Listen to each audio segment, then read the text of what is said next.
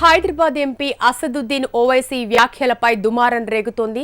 Terrorist సంస్థల సానుభూతి పరులకు న్యాయ సహాయం చేస్తామంటూ ఓవైసీ మాట్లాడటంపై అభ్యంతరం వ్యక్తం చేస్తూ చర్యలు తీసుకోవాలని కోరుతూ సరూర్ నగర్ పోలీస్ స్టేషన్లో కేసు వేశారు. ఈ కేసును అడ్వకేట్ కరణ్ సాగర్ ఫైల్ చేశారు. ప్రస్తుతం కరణ్ సాగర్ గారు మనతో మాట్లాడడానికి ఫోన్ లైన్ లో ఉన్నారు. నమస్తే కరణ్ సాగర్ గారు. నమస్కారం అండి. కరణ్ సాగర్ గారు, ఓవైసీపై మీరు ఏ గ్రౌండ్స్ పైన కేసు ఫైల్ చేశారు?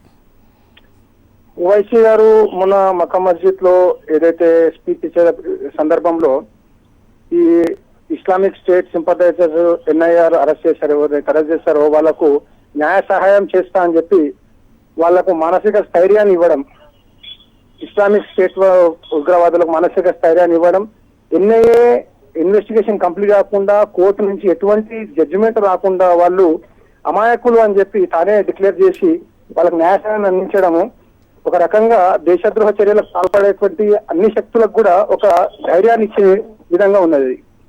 కాబట్టి ఇది కూడా ఒక దేశద్రోహ చర్య కింద పరిగణిస్తూ సెడేషన్ కేసు కింద కేసు నమోదు చేయాల్సిందిగా సరూర్ నగర్ పోలీసు వాళ్ళకు ఇవ్వడం జరిగింది. అయితే సరూర్ నగర్ పోలీస్ స్టేషన్ లో ఇప్పుడు ఈ గ్రౌండ్స్ పైన కేసు నమోదు చేయడానికి పోలీసులు ఏం చెప్తున్నారు?